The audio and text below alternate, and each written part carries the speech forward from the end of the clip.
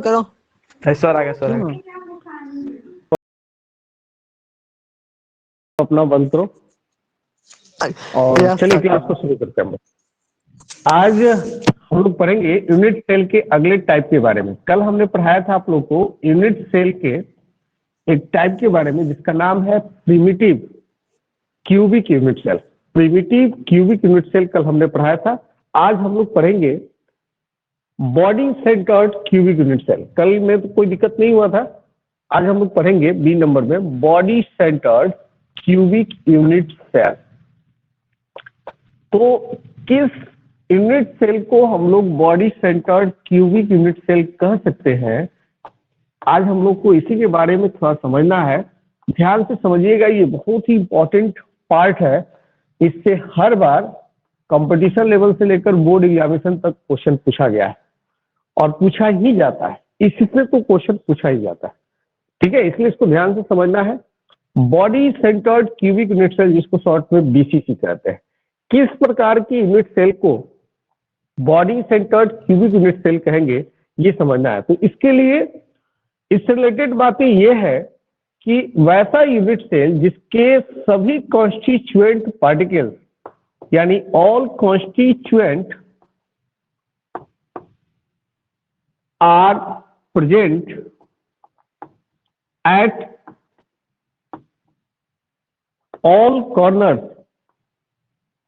इसके सभी कॉन्स्टिट्यूएंट्स जो होते हैं वो सभी कॉर्नर पे तो मौजूद होते ही हैं, साथ ही साथ as well as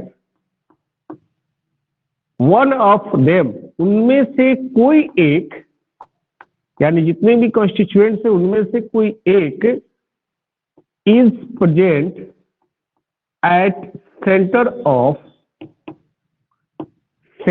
of that body. उस बॉडी के, बॉडी का मतलब उस ऑब्जेक्ट के सेंटर में भी एक मौजूद रहता है। कहने का मतलब है कि जब तक कॉन्स्टिट्यूएंट पार्टिकल्स उसके कॉर्नर पे नहीं होंगे तब तक वो 3D स्ट्रक्चर नहीं बन सकता है। क्या बन पाएगा? विदाउट कॉर्नर पे क्या वो 3D स्ट्रक्चर को बना पाएगा? नहीं बना पाएगा। इसके लिए सभी कॉन्स्टिट्यूएंट पार्टिकल्स को उसके कॉर्नर पे होना जरूरी है ना? होना जरूरी। आयुष मिश्रा, माइक ऑफ कर लीजिए, इस बात को समझिए। जैसे कल ही हम समझाए थे कि सभी कॉन्स्टिट्यूएंट कम से कम उसके कॉर्नर पे होना चाहिए। जैसे एग्जांपल समझिए कि एक कॉन्स्टिट्यूएंट है जो इसके कॉर्नर पे है, ठीक है, ये दूसरा कॉन्स्टिट्यूएंट है। टोटल एक 3D फिगर में यानी एक यूनिट सेल में कितने कॉन्स्टिट्यूएंट, कितने कॉर्नर होंगे, कितने कॉर्नर होंगे? ये देखिए, माइक ऑफ कीजिए। कितने कॉर्नर हो सकते हैं इसको जरा समझिए, है ना? इसको समझने का प्रयास कीजिए, बेहतर समझ में आएगा। ये इसके कॉन्स्टिट्यूएंट्स है जो स्ट्रेट लाइन द्वारा यानी कि एक फोर्स द्वारा बांधे हुए हैं, है ना? इस फोर्स को हम लोग स्ट्रेट लाइन से डिनोट करते हैं। माइक ऑफ करो, जो भी है बच्चा माइक ऑफ करो बाबू। ये तो समझ में आ गया। अब इसके सामने भी एक कॉन्स्टिट्यूएंट एकदम सामने हूबहू, ये पीछे का हुआ, जैसे 4 पीछे का कॉन्स्टिट्यूएंट है जो कॉर्नर बना रहा है और 4 आगे का भी फेस होगा जो कि कॉर्नर बनाएगा। जैसे मान लीजिए कि ये कॉन्स्टिट्यूएंट्स है, 4 आगे है ना? तब जाकर ये एक 3D फिगर बनेगा, यानी कि 3D स्ट्रक्चर बनेगा। तो इस प्रकार से 3D जो फिगर बनता है इसमें सभी कॉर्नर सिर्फ और सिर्फ कॉर्नर पे अभी दिखाई दे रहे हैं। अगर सिर्फ और सिर्फ कॉर्नर पे दिखाई दे तो वैसे यूनिट सेल को हम लोग प्रिमिटिव या सिंपल क्यूबिक कहेंगे। लेकिन ये कहता है कि कॉर्नर पे तो होते ही है, साथ में इस बॉडी के, जैसे आप इधर से देखो, इधर से देखो, इधर से देखो, इधर से भी देखो, इसका जो सेंटर है उसमें भी एक कॉन्स्टिट्यूएंट पार्टिकल्स जो होता है अरेंज रहता है, सेम उसी साइज का।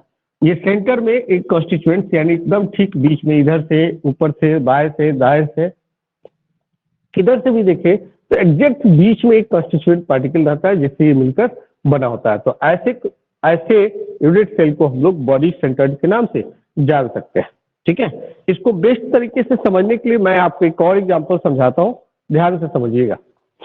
जैसे आपके पास एक ये 3D फिगर, ठीक है, इस 3D फिगर में ये आगे वाला जो आपको पोर्शन दिखाई दे रहा है ये कॉर्नर है, 4 आगे और 4 इसके पीछे भी, ये भी 4 पीछे भी हैं, 4 आगे भी हैं।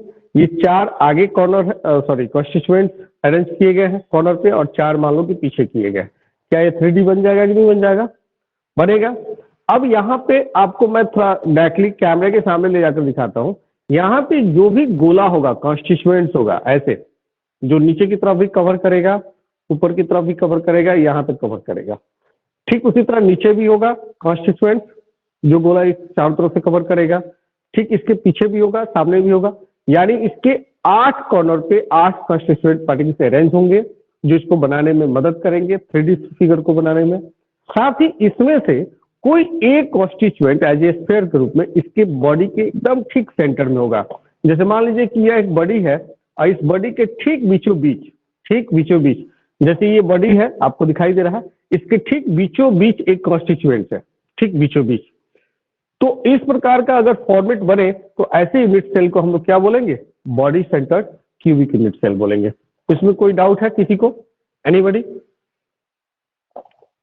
किसी को कोई डाउट हो तो बोलो। आ गया समझ में? आप ओके माइक ऑफ कर लीजिए।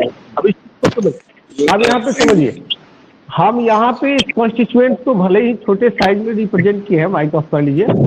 छोटे साइज में रिप्रेजेंट किया, एक्चुअल में छोटा नहीं होता है, सबका साइज बराबर होता है ना? माइक ऑफ करो, जो भी है ना? तो इस प्रकार सबका जो है कॉन्स्टिट्यूएंट का शेप बराबर होता है। माइक ऑफ करो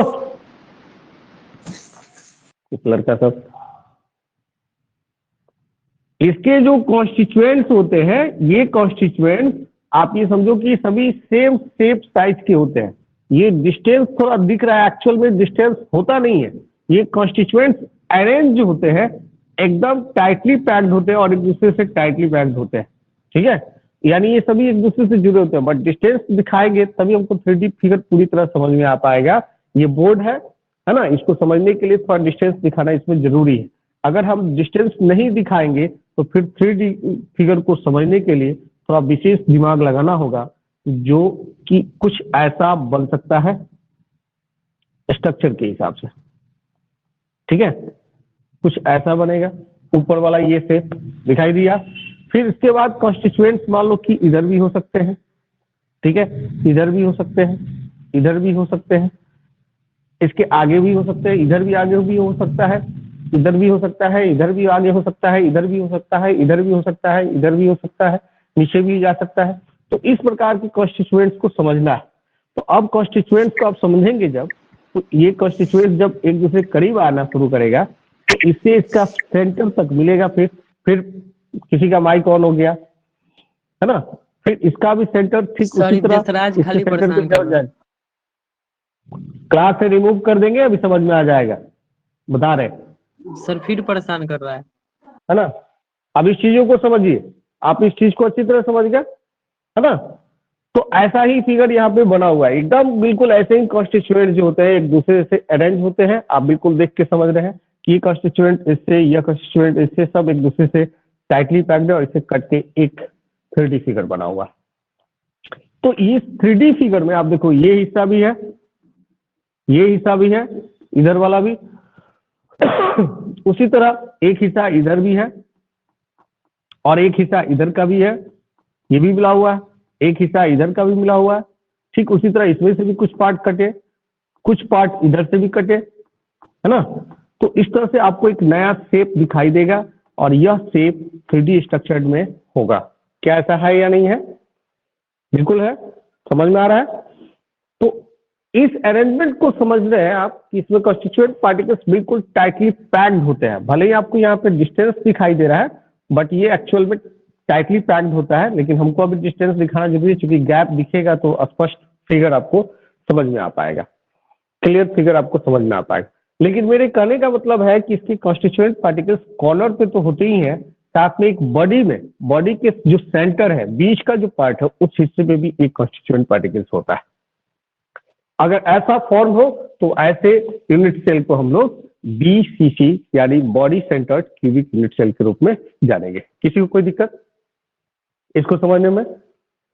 नहीं ना? No sir. और आगे हम लोग बढ़ते हैं, अब इस चीज को समझिए।